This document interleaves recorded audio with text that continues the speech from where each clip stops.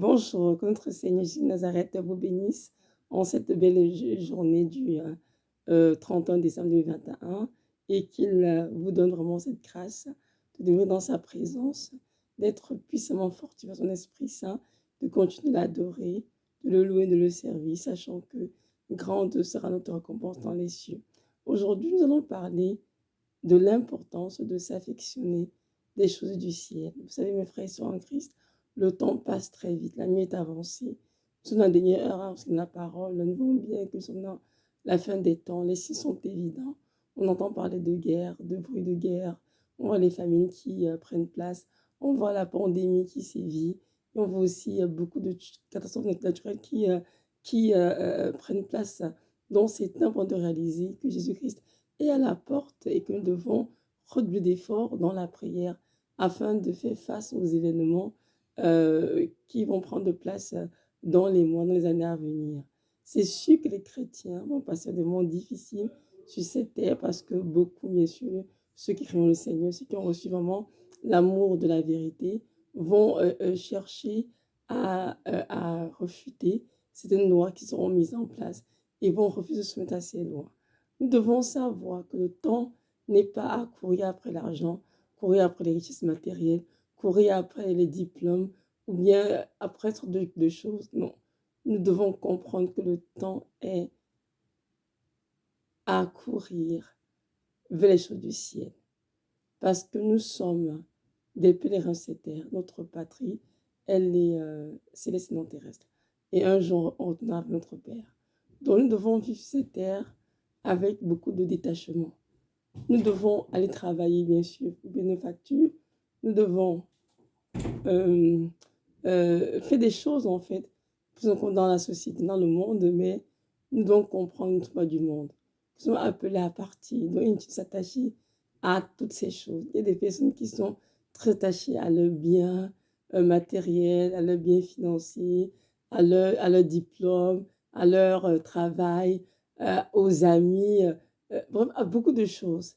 Mais comprenons bien que toutes ces choses qui nous tiennent en captivité sont appelées à disparaître. Elles sont juste temporaires et elles sont passagères. C'est notre âme qui va demeurer éternellement. Donc c'est important que nous sachions toujours où ira notre âme après notre mort, ou bien après l'enlèvement. Notre âme ira où? C'est important de le savoir. Donc, on est ensemble dans la parole. Colossiens 3, verset 1 à 4, ça dit ceci. Si donc vous êtes ressuscités avec Christ, cherchez les choses d'en haut où Christ est assis à la droite de Dieu. Affectionnez-vous aux choses d'en haut et non à celles qui sont sur la terre, car vous êtes morts et votre vie est cachée avec Christ en Dieu. Quand Christ, votre vie, paraîtra, vous paraîtrez aussi avec lui dans sa gloire. Amen. Là, c'est Colossiens 3, verset 1 à 4. Le ici, l'apôtre Paul nous exhorte vivement à rechercher les choses d'en haut où Christ est à la droite de Dieu. Il dit bien au premier verset, si donc vous êtes ressuscité avec Christ. Et si on parle de réjection avec Christ, on pose quelque part de crucifixion. Donc si dans nos vies, Christ a vraiment crucifié la chair et ses passions, les désirs de ce monde, c'est que nous sommes automatiquement ressuscités avec lui. Nous devons vivre la vie qu'il a pour nous. Et cette vie-là consiste justement à nous affectionner des choses d'en haut et non de ceux qui sont sur la terre. Parce que ceux qui sont sur la terre sont appelés, comme je l'ai dit, à disparaître. Il n'y a rien, mes frères, qui est dans ce monde. Nous tout ce qu'il y aura des nouveaux sur une nouvelle terre après. Parce que tout ça sera détruit. Et la question est celle-ci. Toi, en tant que chrétien, est-ce que tu t'es positionné? Est-ce que tu attends le Christ? Est-ce que tu attends son retour? Est-ce que tu travailles avec crainte et tremblement ton salut? Est-ce que tu travailles à te préparer dans le ciel, là où la teigne et la roue ne détruisent pas? Ou bien tu es très attaché aux choses de cette terre, au point que tu ne peux de lire ta Bible, de méditer, de prier, de saluer le Seigneur. Il faut que chacun d'entre nous puisse répondre à ces questions. Parce que notre état en dépend. Ici, Paul nous exhorte à nous affectionner des choses de la terre, mais à nous affectionner des choses d'en haut, où Christ est la certitude de Dieu. Et nous devons faire cela, car c'est si et salutaire pour nos âmes. Si nous affectionnons des choses de cette terre, ça veut dire qu'on n'entend pas le retour du Seigneur. Ça veut dire qu'on pense que notre patrie, les terrestres, on ne la connaît pas. Si nous passons notre temps à juste étudier, travailler, comment dirais-je, magasiner, nous devenir des amis, faire agaper, et rien d'autre qu'on n'a pas compris. Nous devons savoir que Jésus revient bientôt chercher une église glorieuse, sans tache ni ride, et nous devons travailler à laver nos robes dans le sang de l'agneau, la repentance. Il nous a fait des choses du ciel, parce que c'est là où nous passons le Seigneur. Il faut que nous préparions notre éternité. C'est très important. Nous voyons bien la COVID-19 qui continue de muter. On voit des souches émergentes, ça et là, qui continuent d'être très, très contagieuses. Et ceci nous montre bien que la vie qu'ils ont eue avant la COVID-19 en 2020, peut-être n'aura plus jamais. Peut-être il n'y aura plus aucune stabilité. Parce que les choses vont aller crescendo. Et beaucoup de monde vont prendre de place dans plusieurs sociétés, dans plusieurs pays. Et là, j'entends parler de la guerre pour la France en 2022. Ce sont des prophéties bibliques qui vont s'accomplir. Là, on parle des tremblements de terre terribles qui vont prendre de place aux États-Unis, dans plusieurs États, notamment en Californie. Ceci nous montre bien que le matériel pour lequel nous courons ne sert à rien. Parce que nos âmes peuvent être rachetées par le matériel. Il n'y a que le Seigneur Jésus qui a racheté nos âmes au prix de sa propre vie, plus de son sang versé Golgotha pour nous. Nous devons être conscients qu'il est le seul refuge en ce moment. Je suis étonnée de voir beaucoup de personnes qui mettent leur énergie dans le remède contre le Covid-19, qui mettent leur énergie dans la science, qui s'appuient sur les médecins. Mais non, mes frères et sœurs en Christ, nous nous appuyons sur le Seigneur. Il est le cesse médecin. Il est le rocher protecteur de tous les âges. Il n'y a que lui qui peut nous sauver de cette pandémie. C'est clair que c'est une guerre qui est d'abord spirituelle avant d'être physique. Donc nous devons vraiment comprendre que nous devons redoubler d'efforts dans la prière et arrêter de nous distraire sur ce monde et nous concentrer sur les choses du ciel. Nous devons veiller dans nos vies les fruits d'esprit, que le fait mentionner dans Galates 5, je crois verset 22, où Dieu nous donne le fruit d'esprit, c'est l'amour, la paix, la joie, la patience, la bienveillance, etc. Nous devons travailler à avoir ces fruits dans nos vies, c'est important, et servir le Seigneur. Prendre part au service des âmes, par l'évangélisation, par l'enseignement, par les bonnes œuvres, bref, tout ce que Dieu nous demande de faire. On travaille à cela. Parce que ce sont ces choses que nous avons fait qui vont non seulement nous remplir de l'ensemble du Seigneur, de son Esprit Saint, mais aussi nous préparer des trésors dans le ciel pour l'éternité. Arrêtons de nous focaliser sur les choses de cette terre parce que les choses de cette terre ne vont pas subsister éternellement. Elles sont appelées à disparaître. Elles vont être toutes détruites. J'ai déjà dit dans une vidéo que j'ai fait un rêve en 2013. C'est dans ce jour-là, en fait, dans le rêve, c'était une journée comme toute autre journée. Hein, et là, subitement, soudainement, il commençait à avoir des tremblements de terre et les banques s'effondraient. Il y avait des inondations partout. Et dans le temps, j'ai dit, Seigneur, mon roi, je n'ai pas su que ta venue serait aussi terrible, Seigneur. Il a dit, non, mon enfant, ce n'est pas comme ma venue, mais ce sont les événements qui précèdent ma venue. Et il a dit, vous voyez, tout cet argent est mis dans les comptes en banque, en placement, de vérifier d'aider ceux qui souffrent avec cet argent. C'est fini. Tout s'est effondré. Il n'y en a plus de compte de placement, plus de compte d'épargne. Et en fait, Dieu me montre dans ce rêve qui voulait que je vive dans ce monde, m'étant détaché de ce monde. Et c'est possible, mes frères et sœurs, par la grâce de Dieu.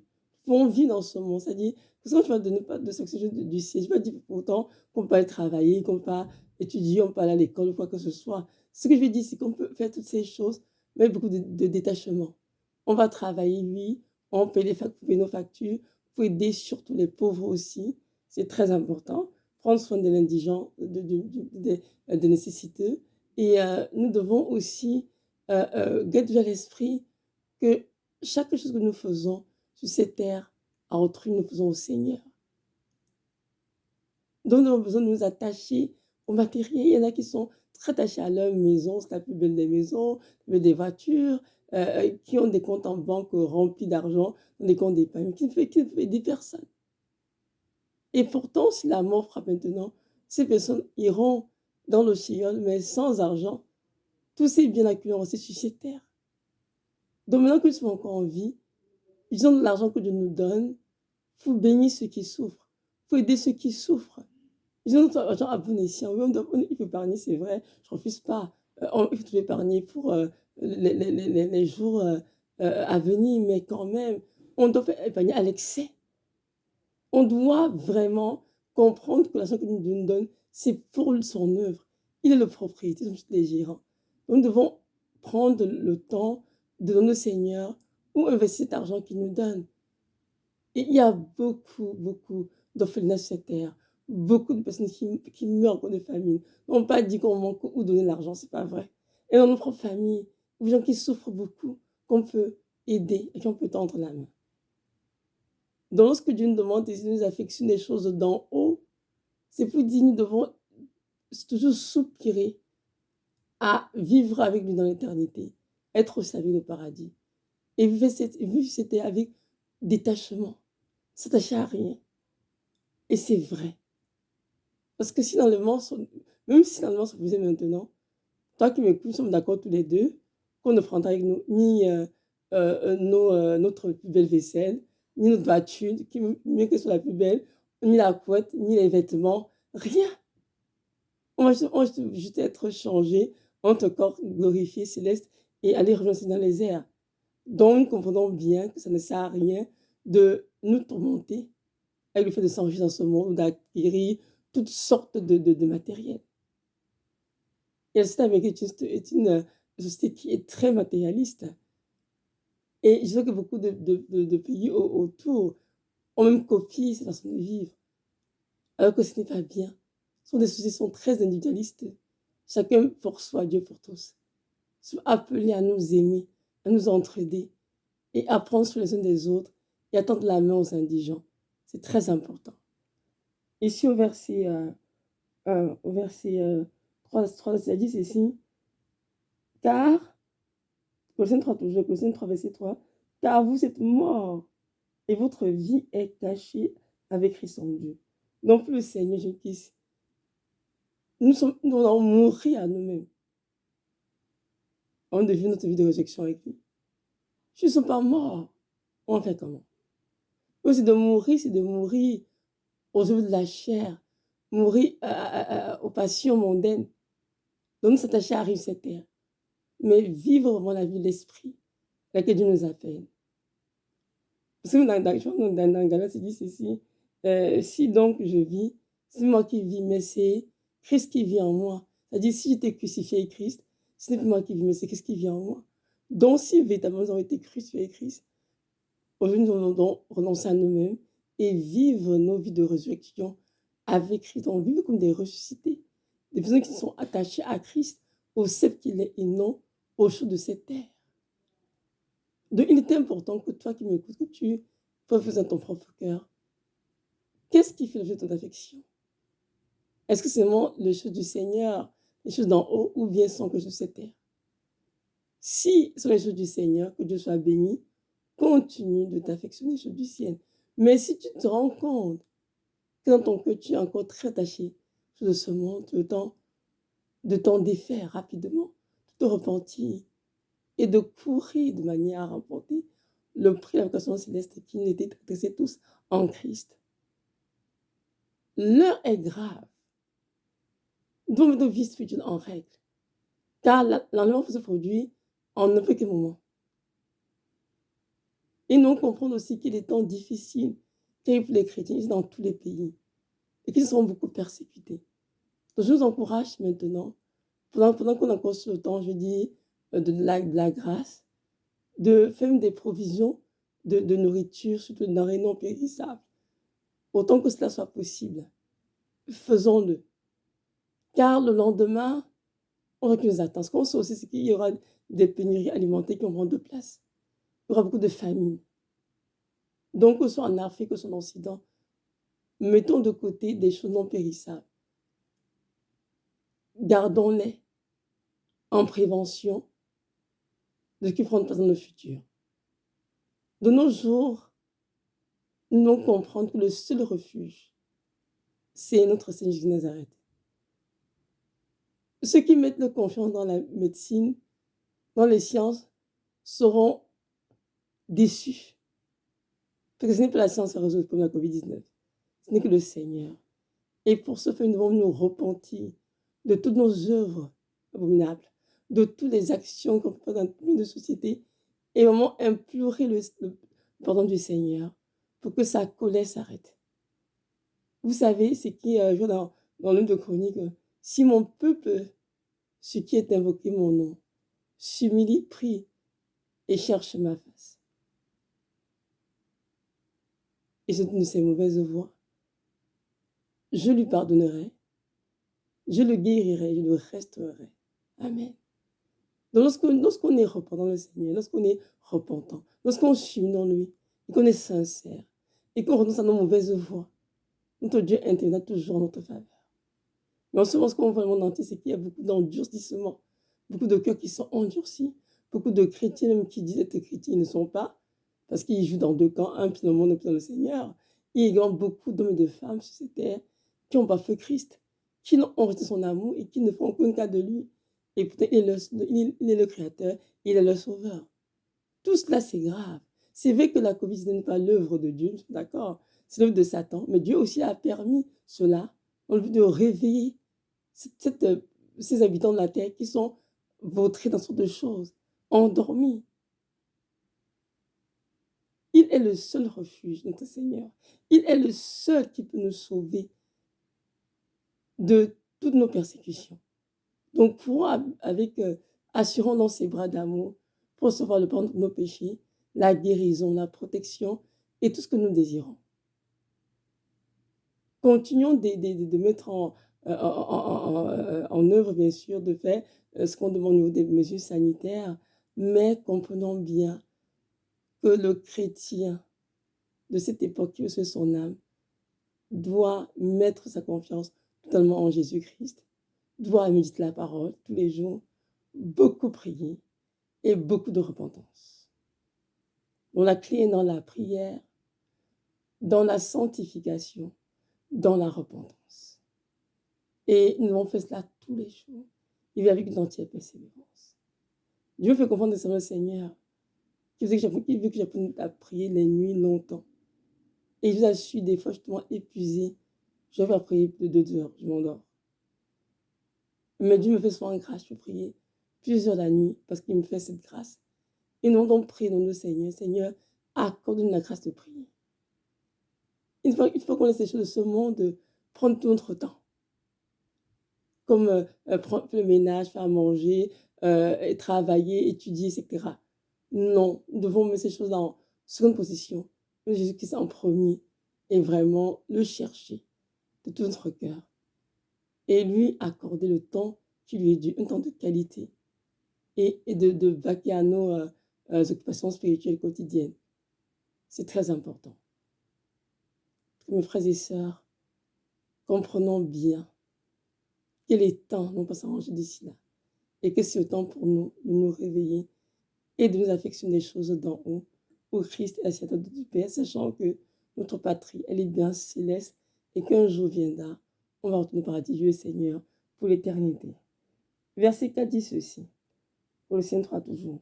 Quand Christ, votre vie, paraîtra, alors vous paraîtrez aussi avec lui dans sa gloire. Donc nous comprenons bien que ceux qui s'affectionnent des choses du ciel, lorsque Jésus-Christ paraîtra, ils vont se porter avec lui dans sa gloire. Mais si c'est une affection est pour les choses de cette terre. Lorsque Jésus-Christ paraîtra, tu seras dans une grande honte, une grande confusion, parce que tu n'as jamais cherché. Tu es en train de chercher les choses de ce monde et ce sera honteux pour toi et très dommage. Donc, je vous encourage tous vraiment à reconsidérer nos voies et à mettre nos priorités aux bonnes places, pardon, et vraiment à nous affectionner des choses d'en haut où Christ est assis à droite de Dieu le Père. Amen. Donc voilà, soyez richement bénis. Que notre Dieu vous accorde sa paix, sa joie, malgré les événements qui prennent place dans notre joie en Christ, sachant qu'il est avec nous et que jamais il ne nous abandonnera. Shalom, shalom.